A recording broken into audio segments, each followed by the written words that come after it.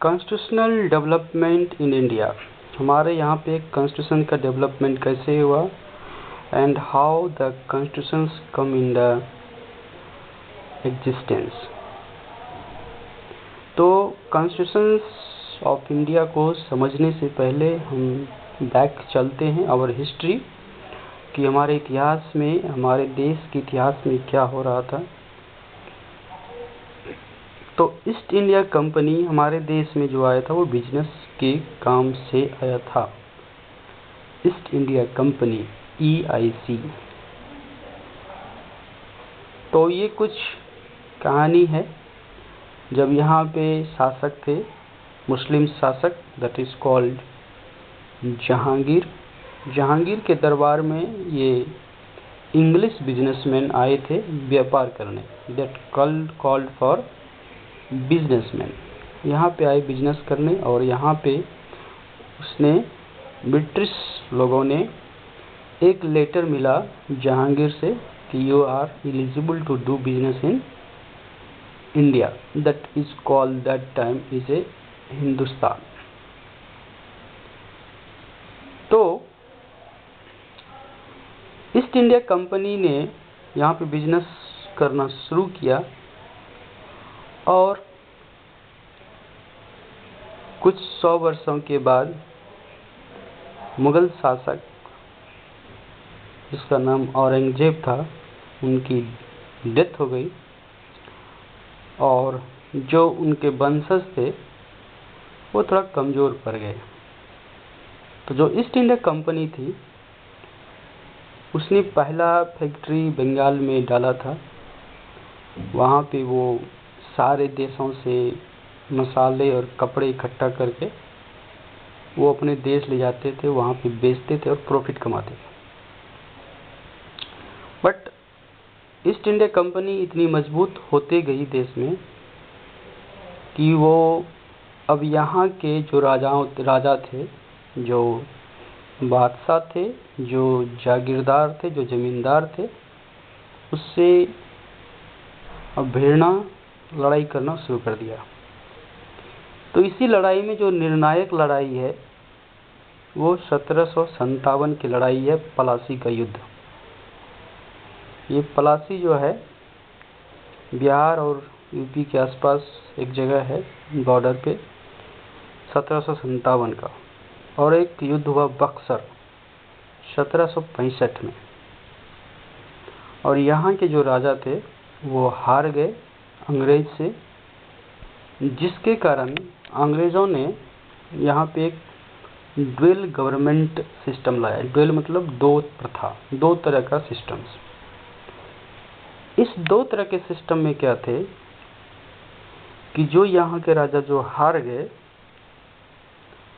उसे यहाँ पे सारा चीज़, जैसे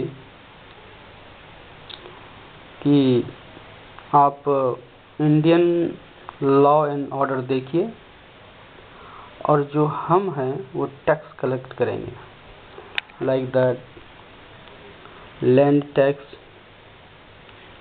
प्रोटेक्शंस, एडमिनिस्ट्रेशंस, ये जितने भी हैं ये टैक्स कलेक्शन तो ईस्ट इंडिया कंपनी के हाथ में रहा। बाकी administrations like protections, educations, health etcetera in the hand of Indian king, but under the overall control of the British governor and officers।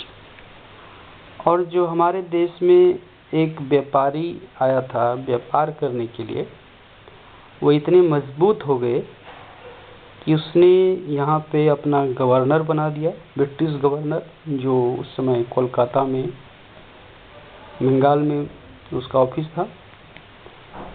And जो किंग थे इंडिया के, जो हार गए थे, वो सारे भिखारी हो गए, उसके पास कोई भी तरह का पैसा हाथ में नहीं देने लगे। और 1772 in 1772 company ended dual governments and undertook to the administration directly through on servant। 1765 में बक्सर युद्ध में तो जो राजा हारे थे उसको कुछ दिन चलाने दिया और 7 साल के बाद उसने सारा चीज़ 1765 में हार गया इंडिया का किंग, और 7 साल के बाद गवर्नमेंट ने जो इंग्लिश कंपनी थी उसने सारा सिस्टम जो है अपने अंदर ले लिया, like administration directly through on servant. 1765 और 1772 के बीच इस 7 सालों में कंपनी वालों ने जो टैक्स कलेक्ट किया उसमें भयंकर करप्शन किया, जिसको रैम्पेंट करप्शन बोला जाता है in India. And then British society was jealous. Jealous मतलब जो यहाँ से ब्रिटिश जो ऑफिसर्स है जो यहाँ से कमा के गए पैसा, जो करप्शन से पैसा कमाए, उस समय जो है उस जमाने में 40,000 पाउंड लेके गया यहाँ का जो एक गवर्नर था Warren Hasting, earn nearly 40,000 pound and वो ब्रिटेन गया। तो ब्रिटेन में जो लोग रह रहे थे उस समय भी ब्रिटेन की कोई खास हालत नहीं थी, गरीबी थी, भुखमरी थी वहाँ पे। सो वहाँ के लोगों ने सोचा कि इंडिया में बहुत पैसा है, सो एक सोसाइटी में एक तरह की वहाँ पे एक अवेयरनेस आई कि नहीं हमें भी इंडिया कमाने जाना है। सो वहाँ के लोगों ने क्या कहा कि भैया हमें भी इंडिया कमाने जाना है, so will go for India for work. तो इन ब्रिटिश सोसाइटी के द्वारा ब्रिटिश पार्लियामेंट में इतना प्रेशर किया गया तो ब्रिटिश पार्लियामेंट ने एक रेगुलेटिंग एक्ट बनाया। किसको एक्ट रेगुलेट करने के लिए? ईस्ट इंडिया कंपनी को। So controlling the company affairs British parliament passes the regulating act 1773। 72 में तो ये कमा के गया Clive Warren Hastings. So British government ने एक रेगुलेटिंग एक्ट पास किया, that is called the regulating act 1773। This act made changes in the constitutions of the court of directors of the company and subjected their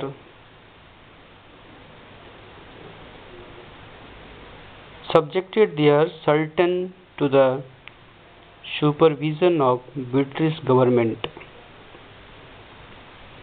and this act was based on the British PM Lord North. और उस समय जो है British prime minister का नाम था Lord North, और Lord North ने एक रिपोर्ट पेश किया that is called the regulating Act of 1773। इस एक्ट के तहत, और ये फर्स्ट स्टेप था ब्रिटिश गवर्नमेंट का to control the and regulate the affairs of the East India Company. और ईस्ट इंडिया कंपनी को रेगुलेट करने का ये पहला अफेयर था ब्रिटिश पार्लियामेंट के द्वारा। उसके पहले तो बस एक लेटर लिया और इंडिया चला आया बिजनेस कर ले। But now what is the characteristic of regulating Act of 1773? तो इसका रेगुलेटिंग एक्ट का एक फीचर्स है इसमें बहुत सारा। उसमें एक है कि गवर्नर ऑफ द बंगाल, तो गवर्नर ऑफ बंगाल जो था, जो ईस्ट इंडिया कंपनी ने बनाया था, उसको गवर्नर जनरल ऑफ बंगाल कहने लगा। And making executive councils of 4 member, और गवर्नर जनरल के अंदर 4 आदमी जो है एग्जीक्यूटिव काउंसिल कहलाएगा टू असिस्ट हिम। यानी कि जो बंदा पहले गवर्नर था उसको गवर्नर जनरल की उपाधि दे दी गई रेगुलेटिंग एक्ट के through. And under he 4 council जो है एग्जीक्यूटिव काउंसिल्स पुट किया गया टू असिस्ट। और जो ये क्लाइव और वारेन हेस्टिंग जो गया था ब्रिटेन, उसी को फिर वारेन हेस्टिंग को ही बना के गवर्नर जनरल ऑफ बंगाल बना के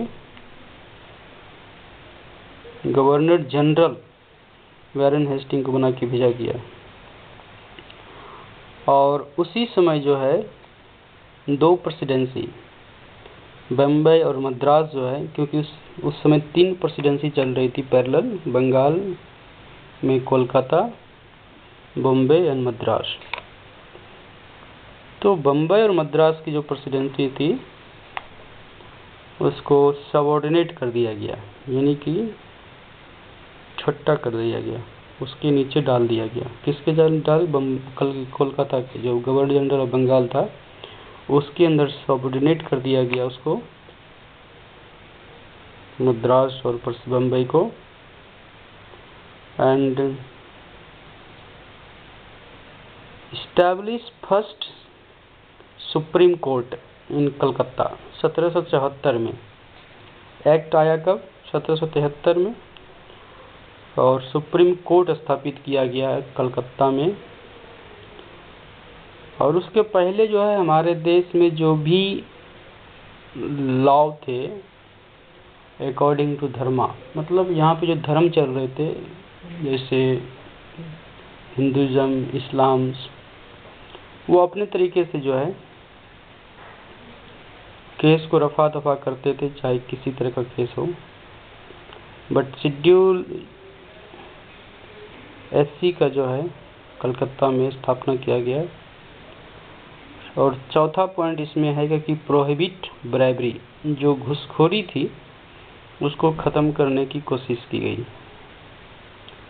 and control of British government over the company by requiring the Court of Directors. और एक Court of Directors governing body to report on revenue, civil, military affairs in India. एक बंदा को वहीं बैठा दिया गया लंदन में। तो जो गवर्नर जनरल ऑफ बंगाल बना वो रिपोर्ट करेगा कोर्ट ऑफ डायरेक्टर को लंदन में,